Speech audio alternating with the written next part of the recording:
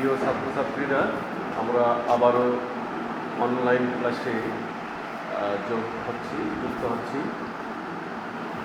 আমরা পূর্বে একাধিক দিন আলোচনা করেছি নেকলেস সম্পর্কে।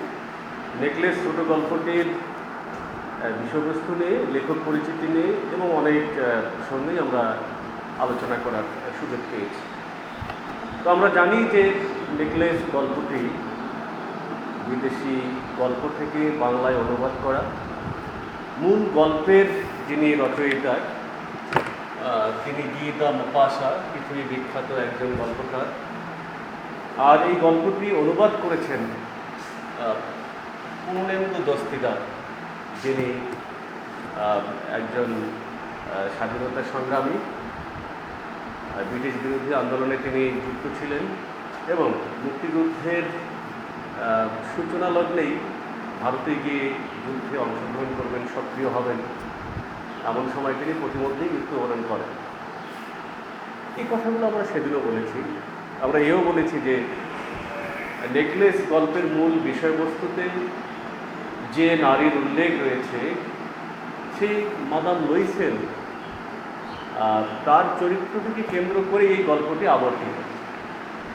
গল্পটির সূচনা লগ্নে তার ব্যক্তিত্ব সম্পর্কে, তার রুচিবোধ সম্পর্কে আমরা কিছু তথ্য পেয়েছি এবং ওই রুচির কারণে, সেই সব ব্যক্তিত্বের উপাদানগুলোর কারণে তার পারিবারিক জীবনে যে নানান রকমের টানাপোড়েন সৃষ্টি হয়, দাম্পত্য জীবনে যে খানিকটা অস্থিরতার সৃষ্টি হয়েছিল এবং আর্থিক দৈন্যতার সৃষ্টি হয়েছিল, সেই আর্থিক দৈন্যের অবস্থা থেকে তাকে বেরিয়ে আসতে গিয়ে নানান রকম পরিশ্রম করতে হয়েছে, কষ্ট করতে হয়েছে, শরীর বিকৃত হয়ে গেছে কাজের ভারে। এরকম কথাগুলো আমরা ইতিপূর্বে খানিকটা আলোচনা করেছি এবং গল্পটির পরিণতিতে একটি আকস্মিকতার সন্ধান আমরা পেয়েছি, যে কারণে গল্পটি আকর্ষণীয় হয়েছে। এবং সাধারণভাবে যে গল্পগুলো আমরা পড়ে থাকি সেই সব গল্পের বিষয়বস্তু থেকে খানিকটা ভিন্নতর আঙ্গিকে, ভিন্নতর বিষয় নিয়ে এই গল্পটি রচিত হওয়ায় সহজেই আমাদের পাঠককে মুগ্ধ করে এবং আমরা আপ্লুত হই বিষয়বস্তুর চমৎকারিত্বে। কিন্তু সেই যে চরিত্রটি, একজন নারী, তিনি দেখতে খুবই সুন্দরী এবং এই সৌন্দর্যই তার কাল। এমন সুন্দর চেহারা, আসলে তার জন্মও হয়েছে একটি ছোট্ট পরিবারে এবং বিয়েও হয়েছে শিক্ষা বিভাগের একটি কেরানির সঙ্গে। আমরা এই কথাগুলো বারবার বলেছি যে শিক্ষা পরিষদ অফিসের সামান্য এক কেরানির সঙ্গে বিবাহ সে স্বীকার করে নিয়েছিল, অর্থাৎ তার মনের মধ্যে দ্বিধা ছিল, সংকট ছিল, তার কারণে সে একজন কেরানি। এই কেরানির সঙ্গে দাম্পত্য জীবন পাতাতে গেলে তার সেই যে রুচিবোধ, তার সেই যে চাওয়া নিজেকে আকর্ষণীয় করে সমাজের মধ্যে উপস্থাপন করা, লোকে তাকিয়ে দেখবে, সেই ড্রয়িং রুম থাকবে, সে বন্ধুদের সঙ্গে বিকেল 5টায় খোঁজ গল্প করবে, তার ড্রয়িং রুমে নানান রকম ঝাড়বাতির সজ্জা এবং তার যে ঘরটি থাকবে, সে ঘরের কয়টি কক্ষের পার্শ্বকক্ষ থাকবে, শয়নকক্ষের সৌন্দর্য, এই যে বিষয়গুলো রয়েছে সেই কেরানি কখনোই পূর্ণ করতে পারবেন না। কাজেই তাকে দ্বিধান্বিত চিত্তে স্বীকার শব্দটি রয়েছে, স্বীকার করতে হয়েছিল সেই দাম্পত্যকে। আসলে তিনি তা প্রত্যাশা করেননি। সে ভাবত তার থাকবে প্রাচ্য শোভিত উচ্চ ব্রোঞ্জের আলোকমণ্ডিত পার্শ্বকক্ষ। আমরা জানি যে ড্রয়িং রুমের সেই আলোকমণ্ডিত পার্শ্বকক্ষ, সেই ড্রয়িং রুমের স্বপ্ন কল্পনা সেই সব গারস্থ জীবনে, দাম্পত্য জীবনেই সম্ভব যারা কিনা বিলাসপূর্ণ জীবনযাপনে অভ্যস্ত, খানিকটা বিত্ত বৈভবের মধ্যে জীবনযাপন করে থাকে। তো আমাদের সেই সব সুযোগ তো শিক্ষা পরিষদ অফিসের একজন কেরানির জীবনে হওয়া সম্ভব না। এই যে তার জীবনের চাওয়া থেকে পাওয়ার মধ্যে একটি দুস্তর ব্যবধান রচিত হয়েছে, সে কারণেই মূলত একটি সংকটের টানাপোড়েনের জায়গা আমরা গল্পটিতে চমৎকারভাবে দেখতে পেয়েছি। আমরা একটু গল্পটা তো কয়েক অনুচ্ছেদ শেষ করে দিয়েছি। আমরা যে জায়গা থেকে আজকে শুরু করতে চাই, তোমরা যারা বই পুস্তক নিয়ে বসে পড়েছো তারা অন্তত পৃষ্ঠা 211 এগিয়ে এই অনুচ্ছেদটার কাছাকাছি যাও, এই অনুচ্ছেদের চোখ বুলাও, তাহলে তোমাদের বুঝতে পড়তে সুবিধা হবে। আমি সেই জায়গা থেকে শুরু করতে চাচ্ছি, যদিও এটিকে সামান্য আলোচনা হয়ে গেছে, তারপরে সেখান থেকে শুরু করছি। তার কাছে ফ্রক বা জড়োয়া গহনা নেই, নেই বলতে কিছু নেই। এই যে তার এক ধরনের শূন্যতা, এক ধরনের আবরণহীনতা, অলঙ্কার নেই বলে তার যে বোধ, এই বোধের কারণে নেই বলতে তার কিছুই নেই। আসলে তার ওই ছোট্ট কেরানির সংসারে সুন্দরভাবে জীবনযাপনের অনেক কিছুই আছে, কিন্তু তার মূল্যবোধে চাওয়ার, তার যে রুচিবোধ, সেখানে তার এই নেইয়ের হাহাকার রয়েছে। তার কারণে সে তো বৃত্ত বিলাস বৈভবময় জীবনযাপন করতে চেয়েছে, কাজেই তার অনুভূতিতে বারবার এসেছে নেই বলতে কিছুই নেই। অথচ ওই সব বস্তুই তার প্রিয়, ওই সব বস্তু তার প্রিয়, সেই সব বিলাসদ্রব্য তার প্রিয়, সেই সব আভরণ তার প্রিয়, সেই সব ড্রয়িং রুমের অলঙ্কার সজ্জা তার প্রিয়। হ্যাঁ, সেই যেখানে আলোকসজ্জা থাকবে, সেই পার্শ্বকক্ষে গিয়ে বন্ধু বান্ধবদের সঙ্গে বিকাল 5টায় তিনি গল্প গুজব করবেন, তাহলে তার রুচিবোধের সঙ্গে বিস্তর ফারাক হওয়ায় তার অনুভূতিতে দেখেছে নেই বলতে কিছুই নেই। রয়েছে কি? রয়েছে একজন সামান্য কেরানির দাম্পত্য জীবন। এখানেও তার সুখী হওয়া সম্ভব ছিল, কিন্তু তিনি তার মানসিকতার কারণে পরিবারটাকে, দাম্পত্য জীবনকে, ব্যক্তি জীবনকে কীরকম এক আবর্তের মধ্যে, সংকটের মধ্যে নিয়ে গেলেন। গল্পটি সেদিকেই যাচ্ছে। তোমরা সচেতনভাবে এই বিষয়গুলো মনে রাখো, আর আমি যেখানে পড়াচ্ছি সেই জায়গা থেকে তোমরা অবশ্যই ভালোভাবে পড়ে নেবে। তার ধারণা ওইসবের জন্যই তার সৃষ্টি। সুখী করার, কাম্য হওয়ার, চালাক ও প্রণয় যাচিকা হবার কতই না তার ইচ্ছা। এখানেই তো তার রুচিবোধ পরিস্ফুট হয়ে উঠল। লোকে প্রার্থনা করবে, তার সাহচর্য লাভ করবে। তো এইরকম যার দাম্পত্য জীবনে যাওয়ার পরেও তার, যদিও এটি আমাদের দেশের সংস্কৃতিতে লেখা গল্প নয়, সেই দেশের সংস্কৃতির আবহের লেখা গল্পটি, তারপরেও তার রুচিবোধের তো আমরা তারিফ করতে পারি না। তো তার কনভেন্টের সহপাঠিনী এক ধনী বান্ধবী ছিল। কনভেন্ট শব্দটিতে আমরা জানি, আমরা একটু পূর্বে আলোচনা করেছি, আজকে আলোচনা করেছি যে খ্রিস্টান মিশনারিদের কর্তৃক যে পরিচালিত স্কুল, যাই হোক, সেখানে তার এক বান্ধবী, সেক্ষেত্রে সে বান্ধবীদের সামাজিক অবস্থান কি, যে তিনি ধনী, বৃত্ত বিলাসময় জীবনের অধিকারিণী। তো এখানে চমৎকার একটি বাক্য আছে যে তার সঙ্গে দেখা করতে তার ভালো লাগতো না, কারণ দেখা করে ফিরে এসে তার খুব কষ্ট লাগতো। বিরক্তি, দুঃখ, হতাশা, নৈরাশ্যে সমস্ত দিন ধরে সে কাঁদতো, কেঁদে ফেলতো। কেন কেঁদে ফেলতো? ধনী বান্ধবী, তার সঙ্গে দেখা করলে তার কী হতো? আসলে তার যে আভরণপূর্ণ জীবনযাপন, ধনী বান্ধবী, তার রয়েছে নানান রকম বিলাসদ্রব্যে আবৃত শরীর, সেই অলঙ্কারপূর্ণ বান্ধবীকে দেখে তার কী মনে হতো? তার আফসোস হতো, অনুশোচনা হতো যে আমার জন্য এরকম নেই। দেখা হতো একটি মিশনারি স্কুলে, যে কোনো কারণে প্রসঙ্গটা উল্লেখ করা হয়নি বিস্তারিতভাবে, কিন্তু সেই বান্ধবীকে দেখে যখন সে ফিরে আসতো বাসায়, তখন সে কাঁদতো। এই কাঁদার কারণ হচ্ছে তার মানসিক একটি সংকটের সৃষ্টি হতো, অনুভূতির মধ্যে তার একটি বিপর্যয় দেখা দিত যে আমার ওগুলো নেই, নেই বলতে কিছুই নেই, যেগুলো তার এই ধনী বান্ধবীদেরও আছে। এইবার এক সন্ধ্যায় হাতে একটি খাম নিয়ে বেশ উল্লসিত হয়ে তার স্বামী ঘরে ফিরল। এইবার স্বামী বেচারা, ছোট্ট কেরানি, কিন্তু খামে করে কি নিয়ে এসেছেন আমরা এখনো গল্পের মধ্যে সেটি খোলাসা করলাম না আপাতত। এসে খুব উল্লসিতভাবে স্ত্রীর সামনে। কেন? নিশ্চয়ই কোনো সুখবর রয়েছে। মেয়েটি তাড়াতাড়ি খামটি ছিঁড়ে তার ভিতর থেকে সে বলল, এই যে তোমার জন্য এক জিনিস এনেছি। কি জিনিস এনেছি? এই জিনিস এনেছি। কি জিনিস এনেছি? তার স্ত্রী হন উল্লসিত হয়ে বা কৌতূহল বশত তাড়াতাড়ি খামটি ছিঁড়ে ফেললেন এবং দেখার চেষ্টা করলেন। কি দেখলেন? ছাপানো কার্ড বের করলো, তাতে নিচের কথাগুলি মুদ্রিত ছিল। আমরা ভালো করে শুনি, এখান থেকে অনেকগুলো জ্ঞানমূলক শব্দ নিয়ে আমরা সংযোজন করতে পারি।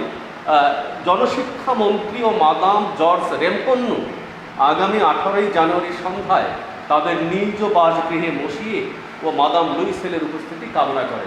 চমৎকার একটি চিঠি। আবারও জনশিক্ষা মন্ত্রী ও মাদাম জর্জ রেম্পন্নু। তাহলে আসলে চিঠিটি চিঠি কারা পাঠিয়েছে? জনশিক্ষামন্ত্রী ও মাদাম জর্জ রেমপুন্নুর উল্লেখ হয়েছে, তারা সেই অনুষ্ঠানে আসবেন। কত তারিখে আসবেন? 18ই জানুয়ারি। কোন লগ্নে? সন্ধ্যায় তাদের নিজ বাসগৃহে মসিও মাদাম লুইসেলের উপস্থিতি কামনা করেন, এই দম্পতির উপস্থিতি কামনা করেন। তাহলে চমৎকার একটি চিঠি, উচ্চ পদস্থ কর্মকর্তা, তার নাম আমরা জ্ঞানমূলকে রাখতে পারি। আর প্রসঙ্গটা কি? বাড়ির ভিতরে তাদের একটি দাওয়াতপূর্ণ অনুষ্ঠান হবে, সেখানে তারা আমন্ত্রিত।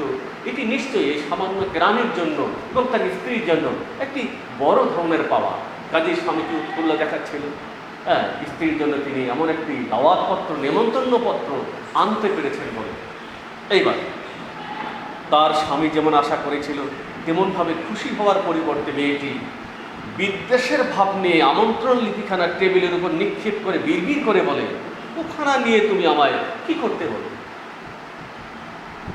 যে প্রসঙ্গে স্বামী উল্লসিত ছিলেন, স্ত্রীকে এত বড় একটি অনুষ্ঠানে শিক্ষা বিভাগের মন্ত্রী, জনশিক্ষা বিভাগের মন্ত্রী, জনশিক্ষামন্ত্রী, তার দাওয়াত পত্র এই কেরানির ভাগ্যে জুটেছে। কত কষ্ট করেই না সেটি সংগ্রহ করেছেন বলে আমরা অনুমান করতে পারি।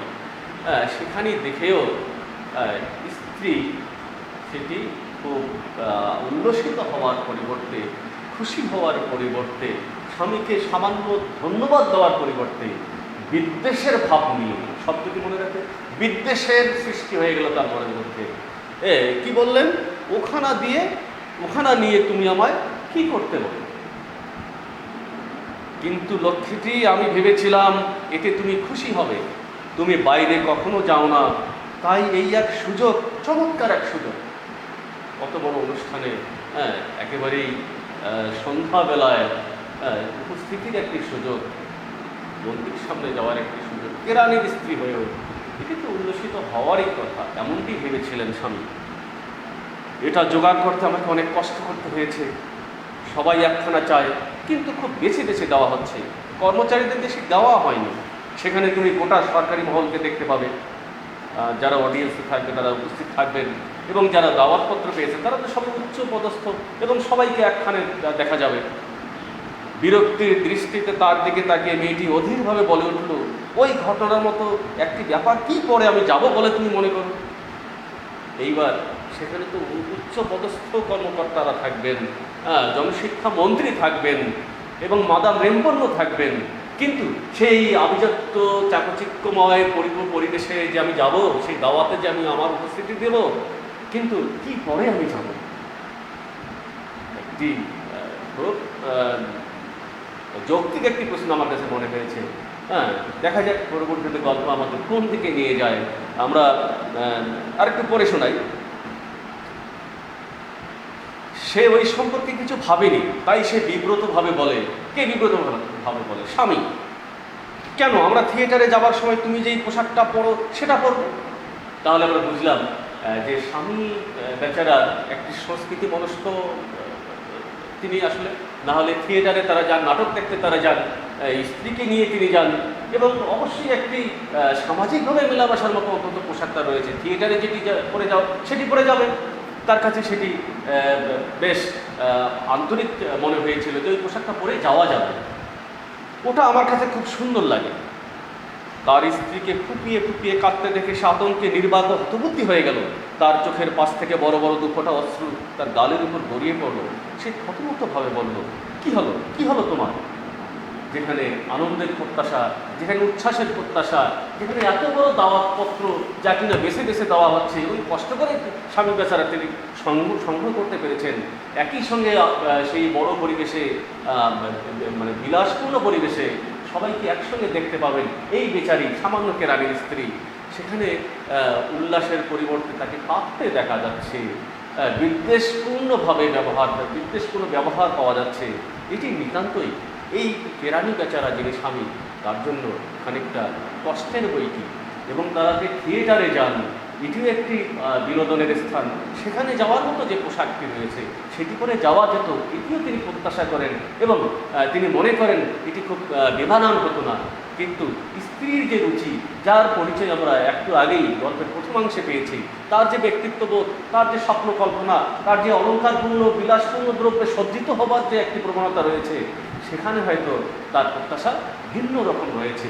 যে কারণে আবারও এই খুব কষ্ট করে পাওয়া আমন্ত্রণ পত্রটির বিপরীতে খুব বেশি উল্লাসপূর্ণভাবে আমরা স্ত্রীকে দেখছি না। আপাতত আমরা পড়তে থাকি, প্রবল চেষ্টায় মেয়েটি নিজের বিরক্তি দমন করে তার সিক্ত গণ্ড মুছে ফেলে শান্ত কণ্ঠে জবাব দেয়। সিক্ত গণ্ড মানে ভেজা গাল, সেটি মুছে এইবার জবাব দিচ্ছে শান্ত কণ্ঠে। দেখি বেচারি শান্ত করে কি বলে, কিছুই না, শুধু আমার কোনো পোশাক নেই বলে আমি এই ব্যাপারে যেতে পারবো না। তোমার যে কোনো সহকর্মীর স্ত্রীর পোশাক আমার চেয়ে যদি ভালো থাকে কারখানা নিয়ে তাকে দাও, আমি যাব না।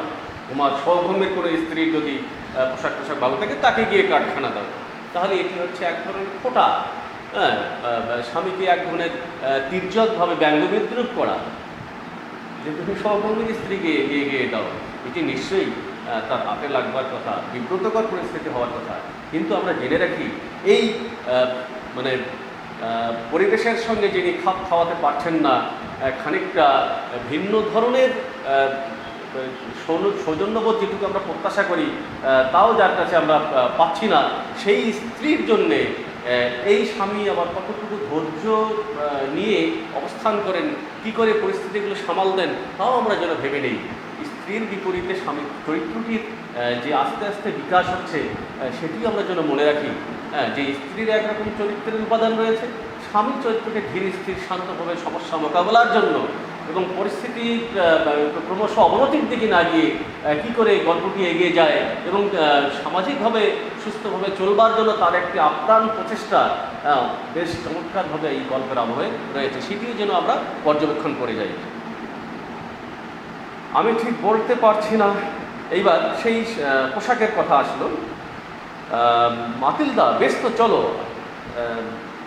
আলাপ করি আমরা। এমন কোনো পোশাক অন্য কোনো উপলক্ষেও যা দিয়ে কাজ চলবে, অথচ বেশ সাদাসিধা, তার দাম আর কত হবে?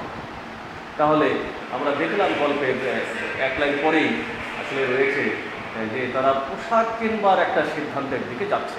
কার জন্য? ওই মাতিলদার জন্য। এবং কিসের উদ্দেশ্যে? সেই জাঁকজমকপূর্ণ অনুষ্ঠানে তারা যাবেন এমনটা মনস্থির করেই তারা এগিয়ে যাচ্ছেন পোশাক সজ্জানের দিকে। স্ত্রীর আবদার পরিপূর্ণ করবার জন্য, তার মনোবাসনা পূর্ণ করার জন্য তারা এগিয়ে যাচ্ছেন। দেখি কয়েক সেকেন্ড মেয়েটি চিন্তা করে দেখে এমন একটি সংখ্যার বিষয় স্থির করলো যা চেয়ে বসলে হিসাবি কেরানির কাছ থেকে সঙ্গে সঙ্গে আতঙ্কিত প্রত্যাখ্যান যেন না আসে।